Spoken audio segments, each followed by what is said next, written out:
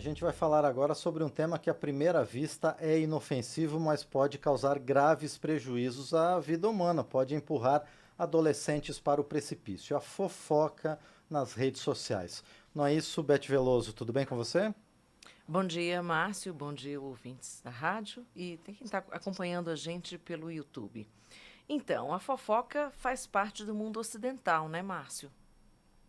Exatamente. Pois é, às vezes, mas acontece de um comentário à primeira vista meio inofensivo, meio inconsequente, mas pode acabar com a vida, né, de uma pessoa, né? É, qual é, Beth, o poder do cyberbullying na internet?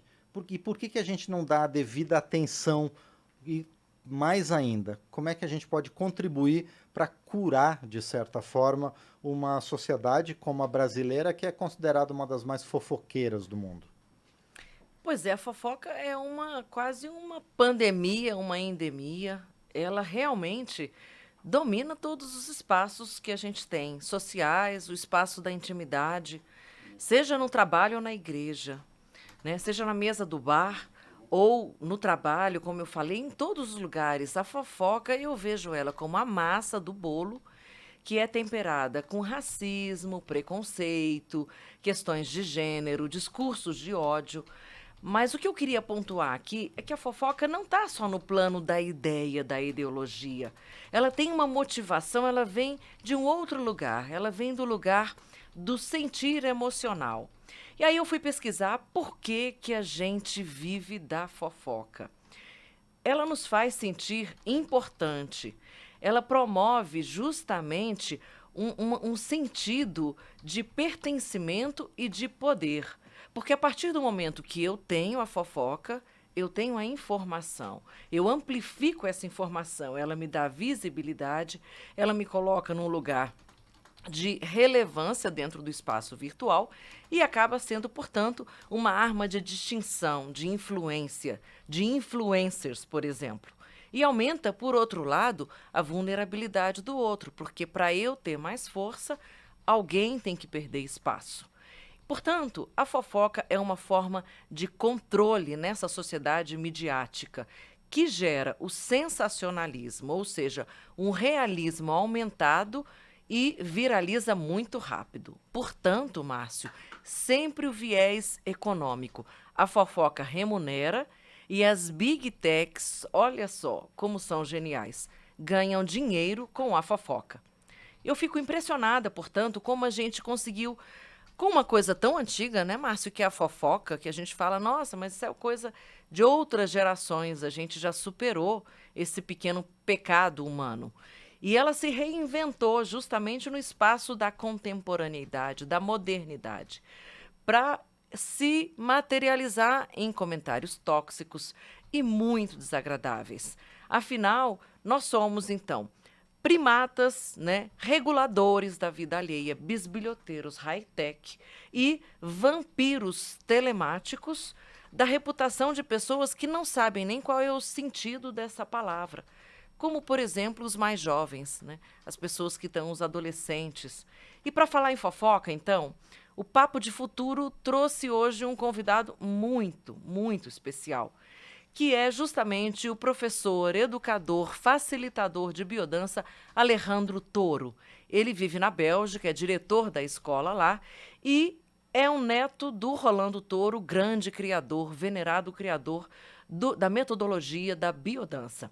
Rolando, o Alejandro, ele desenvolveu um trabalho na Bélgica que me chamou muito a atenção, em que ele trabalhava justamente com jovens que estavam numa casa de apoio, num retiro, porque estavam desenvolvendo, aprendendo a desenvolver a autoestima, o amor próprio e um sentimento de amorosidade pela vida, porque justamente passaram por um desafio, um trauma, uma dor muito grande e acabaram atentando contra a própria vida, no sentido de acabar com essa dor que eles estavam sofrendo.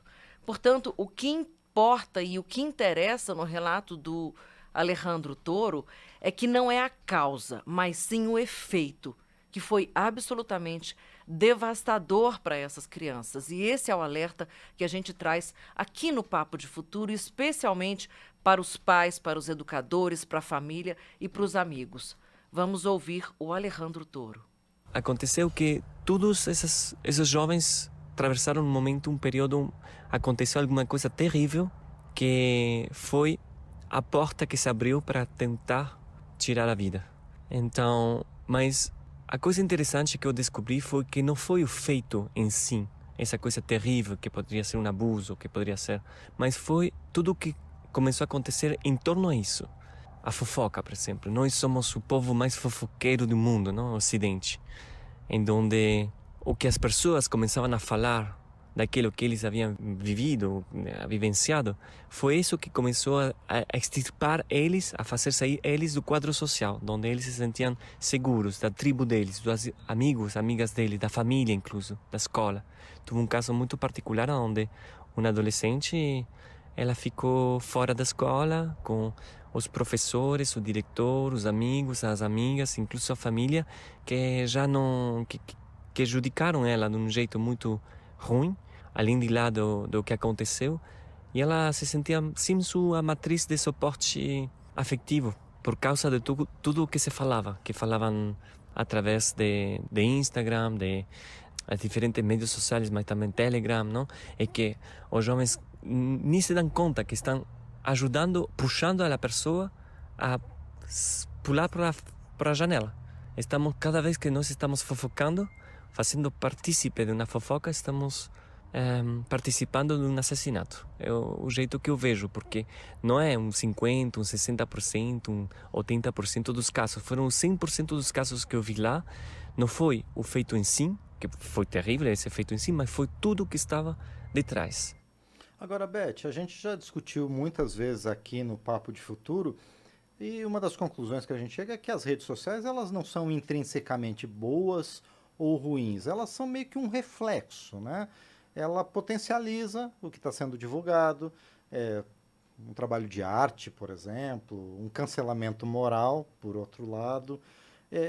E a gente então pode incluir a fofoca como uma parte importante da rede social ou isso não é uma generalização? Márcio, então, retomando aqui as palavras de Alejandro Toro, né? A fofoca é um suicídio, é um assassinato moral. Olha que termo forte para dizer se tem exagero, né, nessa afirmação de que ele coloca, de que a fofoca tem um impacto devastador na vida das pessoas nas redes sociais e no mundo digital. A gente entende, então, que isso está na essência da internet e como ela está sendo moldada pelas grandes plataformas e pelo mundo capitalista. Por quê? Porque ela está priorizando e jogando a gente para a mídia do espetáculo, para a mídia do sensacionalismo, para o fundamentalismo. Se a minha proposta aqui neste programa hoje é explicar por que que elas acabam tendo um efeito tão potencial, um trote, uma fofoca, uma maledicênciazinha, por que que ganha uma dimensão tão grande, é porque os jovens, na verdade, são mais vulneráveis porque a vida deles está se transpondo para a rede social. A rede social se torna agora a tribo, o elemento, a matriz de suporte afetivo, nas palavras do Alejandro Toro. E, portanto, ela faz parte hoje da construção da persona que eu sou. Por isso que nós temos a figura dos influencers, que são, na verdade, aqueles ídolos que a gente passa a seguir, as pessoas que a gente idolatra e copia, imita, né? Faz uma emulação daqueles comportamentos. Portanto, não é preciso ser uma figura pública para sofrer um cancelamento moral, né? Para você ter a mobilização de várias pessoas que se unem de uma maneira nem sequer orquestrada, mas intuitiva e de alguma forma desastrosa para criticar, denunciar, compartilhar coisas ruins, inverdades, aspectos, mentiras e até mesmo ameaças. Então, a sociedade, por si só, já vive com imensos tabus. Certo, Márcio? A gente já tem matrizes morais e sociais, a gente já tem uma série de continentes e condutas que são esperadas, socialmente esperadas. E isso, por um lado, é bom. Porém, a rede acaba funcionando como um espelho do que eu sou.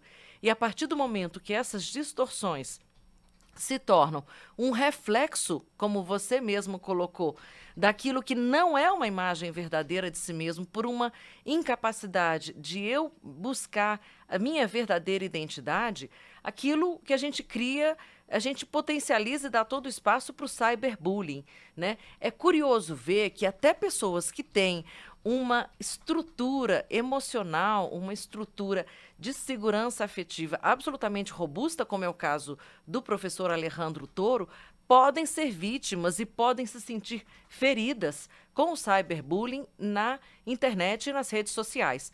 A gente ouve, por exemplo, rolando o Alejandro Toro contando o caso que ele sofreu, que ele sentiu do bullying dos argentinos por causa da vitória, que foi merecida, obviamente, na Copa do Mundo, na última Copa do Mundo. Vamos ouvir, então, esse depoimento em primeira pessoa do Alejandro Toro. Não é porque tem uma maioria, muitas pessoas que estão falando ruim de alguém que essa pessoa que seja assim. Porque tem muitas outras pessoas que não falam e que não fazem parte dessa fofoca, mas essa pessoa não está recebendo esse feedback, então só sente o ódio de certas pessoas. Eu acho que as redes sociais ultimamente funcionam mais assim.